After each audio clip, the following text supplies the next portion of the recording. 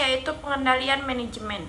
Pengendalian manajemen secara umum dapat diartikan sebagai suatu rangkaian proses yang dilakukan secara sistematis oleh para manajer dalam sebuah organisasi untuk memastikan bahwa seluruh sumber daya yang dimiliki organisasi, baik itu sumber daya manusia, keuangan, maupun material, digunakan dengan cara yang paling efisien dan efektif guna mencapai tujuan organisasi yang telah ditetapkan sebelumnya. Proses ini tidak hanya melibatkan perencanaan dan pengawasan, tetapi juga mencakup penetapan standar-standar tertentu yang menjadi tolak ukur pencapaian, pengukuran terhadap hasil kinerja aktual dibandingkan dengan standar tersebut, serta pengembalian tindakan korektif apabila terjadi penyimpangan agar kegiatan organisasi tetap berada pada jalur yang diinginkan.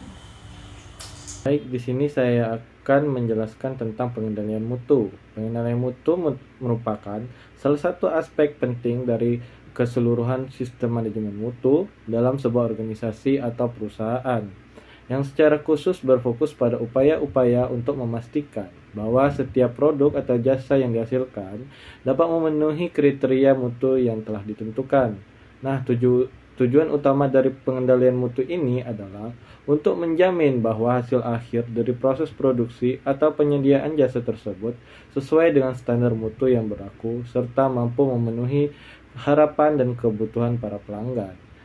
Dengan demikian, pengendalian mutu berfungsi sebagai alat untuk menjaga konsistensi kualitas, mengidentifikasi potensi yang terjadi kesalahan sejak dini, dan memberikan landasan bagi peningkatan berkelanjutan dalam proses operasi organisasi. Yang selanjutnya yaitu perbedaan fokus dan tujuan. Untuk pengendalian manajemen, itu berfokus aktivitas organisasi secara keseluruhan. Kalau pengendalian mutu, itu berfokus ke kualitas produk, jasa, dan proses produksi. Tujuan pengendalian manajemen, efektivitas dan efisiensi kerja dan pencapaian target. Untuk tujuan pengendalian mutu, seperti kepuasan pelanggan dan perbaikan berkelanjutan. Unit yang dikontrol pengendalian manajemen itu seperti departemen, tim, individual. Dan untuk pengendalian mutu seperti produk, layanan, mesin, metode kerja. Dan sifatnya pengendalian manajemen itu bersifat lebih makro dan strategi. Untuk pengendalian mutu itu bersifat lebih mikro dan operasional. Baiklah, materi yang selanjutnya ialah alat yang digunakan. Jadi alat yang digunakan di sini itu ada dua. Yang pertama ada alat pengendalian manajemen, lalu yang kedua ada alat pengendalian mutu. Jadi di dalam alat pengendalian manajemen ini terdapat 5 alat. Yang pertama ada anggaran atau budgeting. Jadi anggaran atau budgeting ini ialah instrumen utama dalam pengendalian manajerial yang berfungsi untuk membantu organisasi merumuskan rencana pengeluaran dan pendapatan yang sistematis dalam periode tertentu. Lalu yang kedua itu ada laporan kinerja. Laporan ini disusun secara berkala untuk merekam dan menganalisis hasil pencapaian unit kerja atau individu di dalam suatu organisasi. Selanjutnya alat yang ketiga itu ada audit internal. Audit internal merupakan proses sistematis terhadap kegiatan operasional dan juga keuangan organisasi. Lalu selanjutnya ada balance scorecard. Balance scorecard adalah sebuah kerangka kerja pengukuran kinerja yang menyajikan penilaian secara seimbang dari 4 perspektif. Lalu yang terakhir itu ada benchmarking.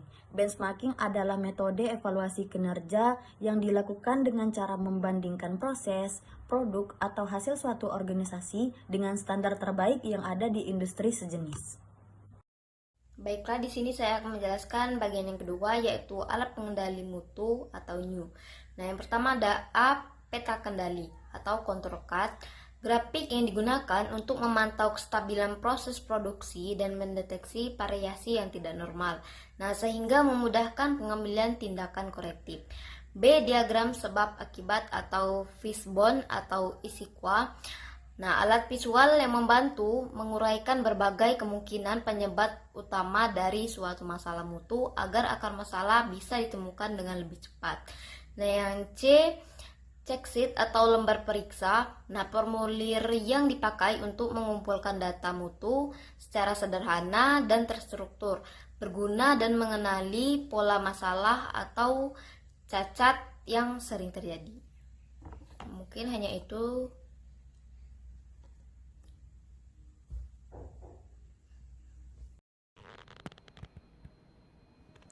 Baiklah, yang selanjutnya ada histogram.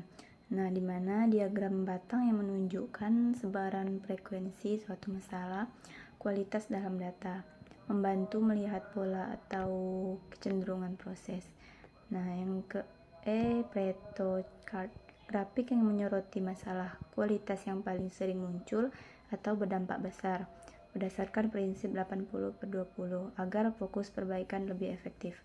Nah, yang selanjutnya scatter, diagram pencar, yaitu diagram yang menunjukkan hubungan antara dua variabel mutu untuk mengetahui apakah korelasi yang bisa dianalisis lebih lanjut. Selanjutnya glow chart, diagram alir, diagram langkah-langkah proses kerja yang berguna untuk memetakan alur dan mengidentifikasi potensi titik masalah dalam suatu sistem.